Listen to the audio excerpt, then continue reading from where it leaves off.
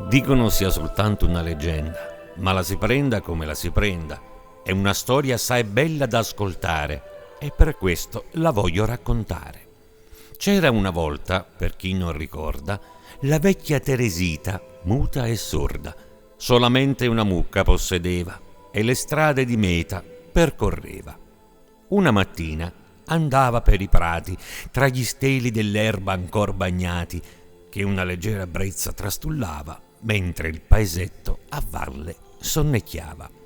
Portava la sua mucca a pascolare e intendeva fermarsi per pregare in un tempio tra i colli incastonato, a Cristo Salvatore dedicato.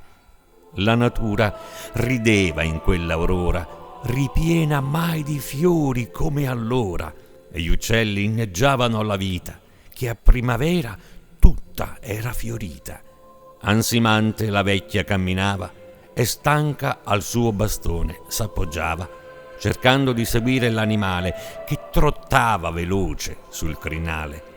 La mucca a un certo punto l'aspettò e dolcemente lei l'accarezzò con la sua mano scarna e rinsecchita per continuare insieme la salita.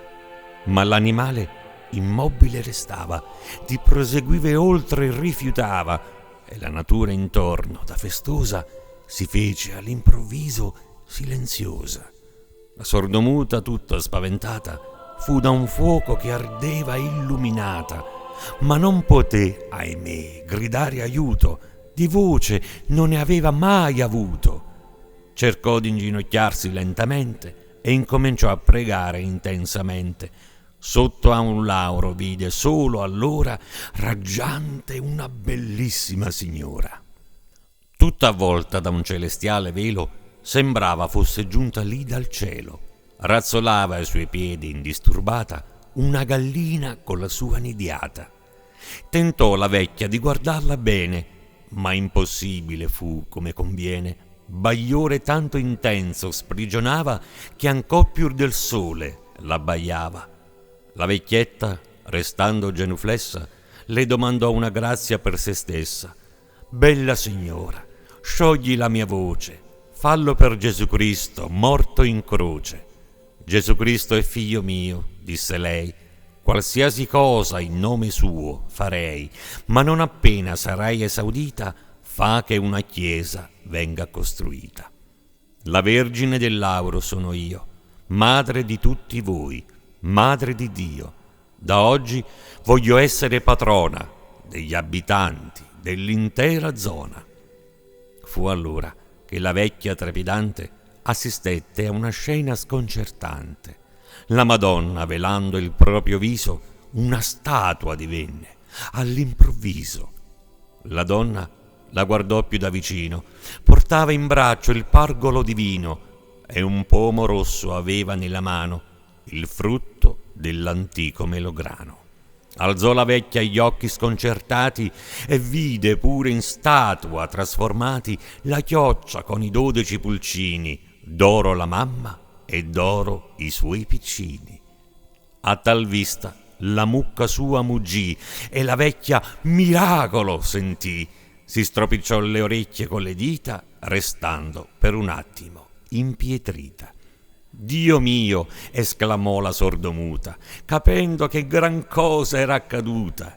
Riusciva sia a sentire che a parlare, ed il prodigio volle divulgare. «Metesi, un miracolo è successo, parlo ed ascolto come tutti adesso», andava la vecchia raccontando, enorme meraviglia suscitando. «La Madonna ci invita», prese a dire, «una chiesa in nome suo a costruire, nel luogo presso il quale l'ho trovata», ma a questo punto più non fu ascoltata.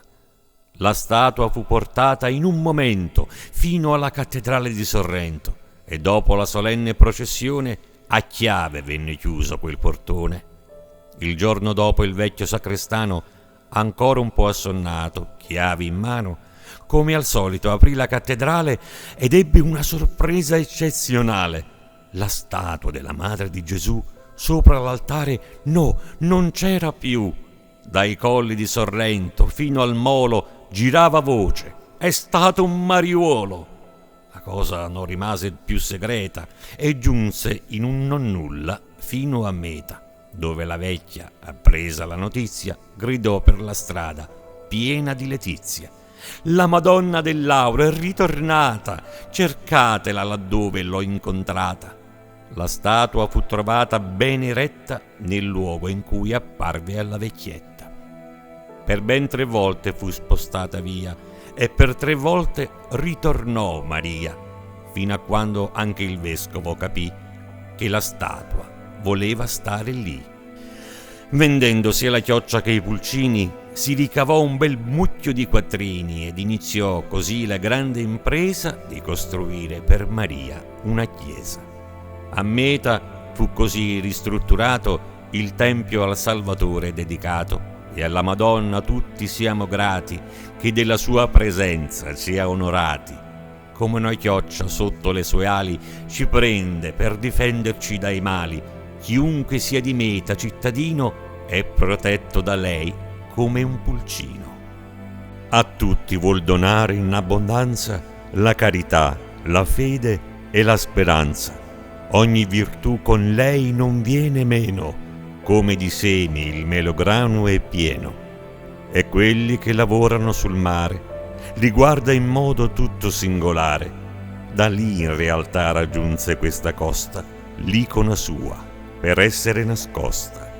O Vergine del Lauro benedetta, ti vogliamo abbracciare stretta stretta e insieme a te abbracciare il buon Gesù. Questo ti domandiamo e nulla più.